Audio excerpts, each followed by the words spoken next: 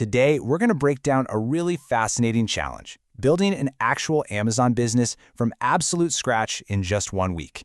We're going to distill that entire strategy into a simple step-by-step framework you can follow. So the big question, right? Can you actually launch a profitable Amazon business in just 7 days? I mean, it sounds kind of crazy, a little ambitious for sure, but we're going to dive into the exact framework used in this challenge and see how it's possible to go from just an idea to a real, physical product ready to ship to customers. All right, the 7-day FBA challenge. First things first, we gotta talk about the business model, because the key to making this whole thing work, especially in just a week, is that you're not gonna be stuck in your garage taping up boxes. Nope. It's all about a system called Amazon FBA. So, what is Amazon FBA? Well, it stands for Fulfilled by Amazon, and it's actually pretty simple. You find a product, you get it made, and then you send a big box of it to one of Amazon's massive warehouses. From that moment on, they do all the heavy lifting. They store it, and when someone buys it, they pick it, pack it, ship it. They even handle the customer service. This is the secret sauce, you know? It's what lets you build a business without being chained to the post office.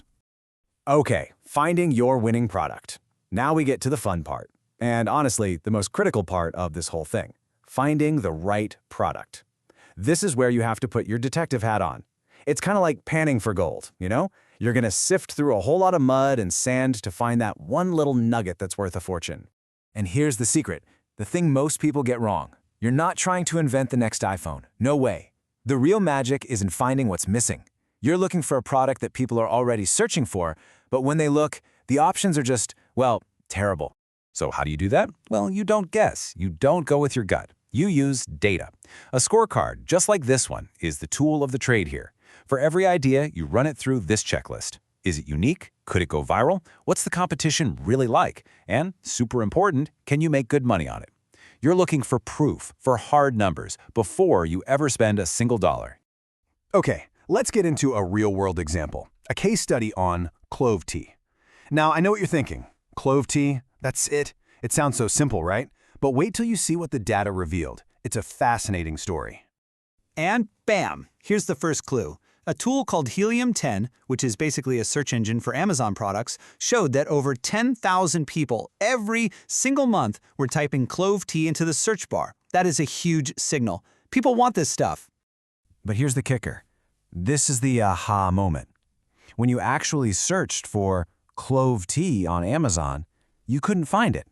I mean, you'd find some black tea with a little clove mixed in, or you'd find bags of whole cloves, but you couldn't find a simple, high-quality, premium clove tea. The market was literally screaming for a product that didn't exist. And this chart just makes it so clear. Look at that. On the left, you've got this skyscraper of demand, 10,000 plus searches. And on the right, direct competition is basically zero. That giant empty space between the two, that is the opportunity. That's the gold nugget we were talking about. All right, sourcing and creating your product. So you've found the gap in the market. The idea is validated with real data. Now, the race is on. The clock is ticking on that 7-day challenge, and it's time to turn this idea from just a bunch of numbers into a real physical product. Right away, you hit a big fork in the road. Do you source your product from overseas, say from a place like Alibaba, or do you find a supplier domestically? Now, overseas can be cheaper, for sure, but you're dealing with long shipping times, maybe tariffs. It's complex. For something like Clove Tea, a food product, and especially when you're trying to do it in a week, going domestic in the USA was a no-brainer. It's faster, it's easier to communicate, and you have way more control over quality.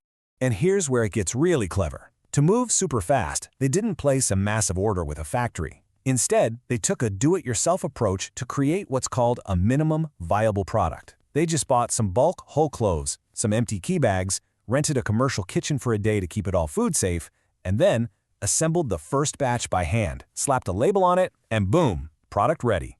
It's a perfect example of starting small and smart just to prove the concept. Okay, your launch checklist. So, after all that, what do you actually need to get your business off the ground? Let's boil this whole thing down to a simple, final checklist. When you really break it down, it comes down to just 4 things. 4 essential assets you need for launch.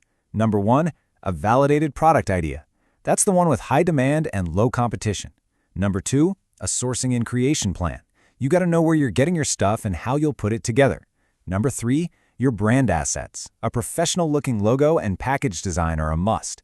And finally, number 4, a UPC barcode. You need one of these from an official source like GS1 to list anything on Amazon. Once you have those 4 things in your hand, you're ready. You can build your product listing and send your very first box to Amazon. And just think about that. This whole journey, from finding that gap in the market with data to having a physical, ready-to-sell product in hand, it all happened in less than 7 days. It just goes to show, with the right strategy, one that's driven by data, not guesswork, getting started is probably more achievable than you ever imagined. So it leaves you with one question, right? Now that you know the framework, what market gap will you be the first to fill?